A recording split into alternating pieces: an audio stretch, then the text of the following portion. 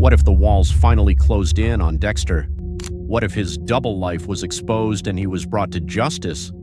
How long would his prison sentence really be? Would the law see him as a vigilante hero or a monster who couldn't be controlled? Well, every crime leaves a trail, and Dexter's is no exception. His dark deeds, from hundreds of murders to elaborate cover-ups, are enough to make even the most hardened prosecutor salivate. But the question remains, how does a legal system handle a killer who plays by his own moral rules? Dexter's world revolved around one unbreakable rule: the code. It wasn't about right or wrong, justice or revenge. It was about survival. The code was his armor, shielding him from the chaos inside. Kill only those who deserve it.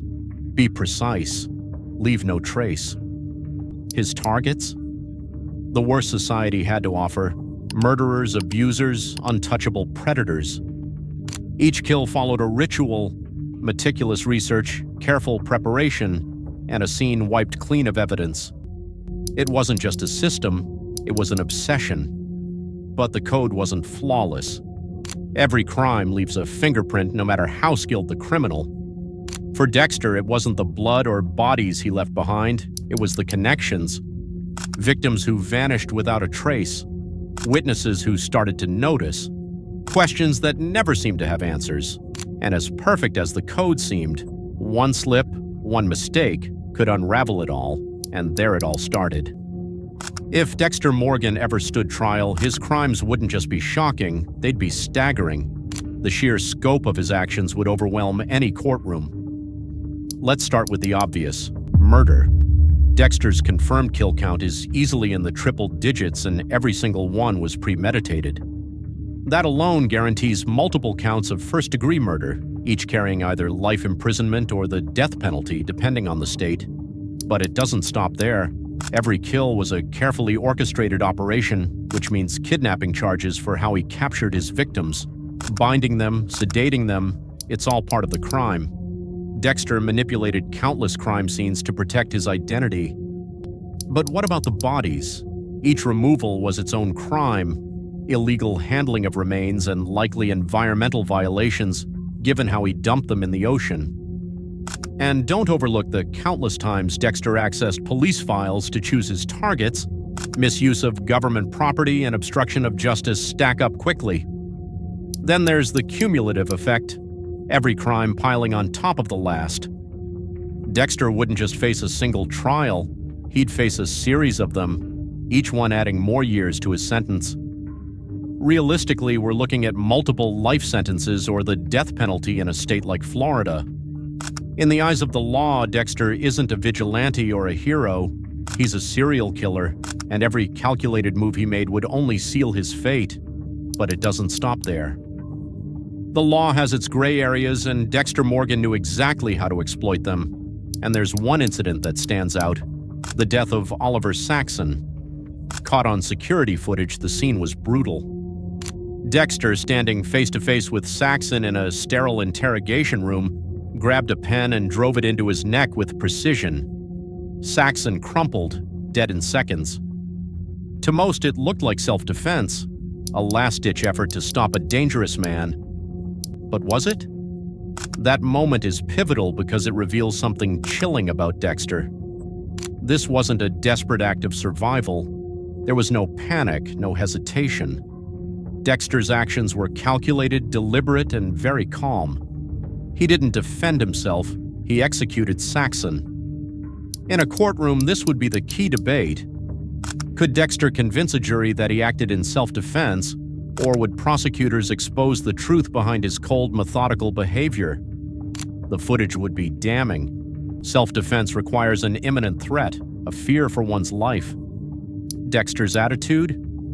It didn't show fear, it showed control. Still, there's a chance this argument could work in Dexter's favor, at least for this one case.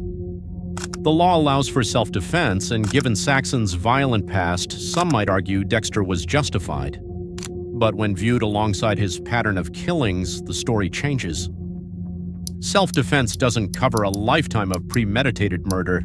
It doesn't explain why Dexter's victims conveniently disappeared without a trace. And it certainly wouldn't hold up when investigators began to connect the dots.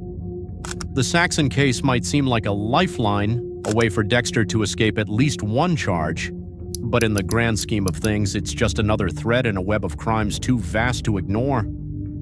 Dexter's ability to exploit the gray areas of the law kept him untouchable, even in moments like the Oliver Saxon case. But while the footage of that brutal encounter may have raised suspicions, one person on the Miami Metro team wasn't surprised: Detective Joey Quinn. Quinn wasn't blind to Dexter's dark edges. Over the years, he'd seen the strange patterns, the unexplained connections, and the cracks in Dexter's carefully constructed mask. Yet, unlike those who tried to expose the truth, Deborah Morgan, Maria LaGuerta, even James Dokes, Quinn didn't push. He didn't dig deeper. He stayed quiet. But why? Quinn's silence wasn't ignorance. It was survival. He wasn't the kind of cop who blindly charged ahead. He knew what happened to people who got too close to Dexter. They broke, they disappeared, or they died. Quinn's silence was a calculated choice, born from the understanding that exposing Dexter wouldn't just end the man, it would destroy everything around him. But what if the truth did come out? What if Dexter Morgan finally found himself sitting in a courtroom, his double life laid bare for the world to see? The legal system would have no mercy. Dexter's crimes were methodical, premeditated, and staggering in scale. Prosecutors wouldn't need to dig deep to build their case. The sheer number of murders alone would be overwhelming. The charges would start with first-degree murder, hundreds of counts, each one carrying life imprisonment or the death penalty. The courtroom verdict would be final: Dexter Morgan guilty on all counts. The justice system would do its part, handing down a sentence that ensured he'd never see the light of day again. But Dexter's story wouldn't end there. The fallout would be just as destructive as the crimes themselves. For Miami Metro, it would be nothing short of a reckoning. Dexter wasn't just another criminal, he was one of their own. A trusted blood spatter analyst, a colleague, a friend. His exposure as the Bay Harbor butcher would send shockwaves through the department. Every case he touched would be scrutinized, every conviction called into question. How many killers had Dexter truly helped put behind bars, and how many had he quietly taken out himself? The media would feast on the scandal. Miami Metro, already struggling with its reputation, would be seen as complicit. How could an entire police department miss the signs for so long? The people who worked closest to Dexter, Quinn, Batista, Masuka, would face the harsh glare of public judgment. Were they blind, or did they look the other way? But the damage wouldn't stop there. Dexter's victims weren't just criminals. They were people with families, friends, and lives, no matter how dark their actions may have been. The public would debate the morality of his killings endlessly. Some would call him a monster, no better than the murderers he hunted. Others would argue he was a necessary evil, someone who did what the system failed to do. And what about those who survived knowing his secret? Deborah Morgan, shattered by the weight of her brother's truth, was the first to break under the strain. Maria LaGuerta, relentless in her pursuit of justice, paid the ultimate price. Lumen Pierce, who shared Dexter's darkness for a brief moment, walked away before it consumed her. Joey Quinn, though, stayed silent and survived. He'd made his choice long ago: let the truth die with Dexter. But with the Bay Harbor butcher unmasked, even Quinn wouldn't escape the fallout. His years of quiet complicity would come back to haunt him, raising questions he might never be able to answer. The legacy of Dexter Morgan wasn't just the bodies he left behind. It was the chaos, the shattered lives, and the unanswered questions that would linger long after his trial ended. For everyone who knew him, the darkness he carried would cast a shadow that would never fully disappear.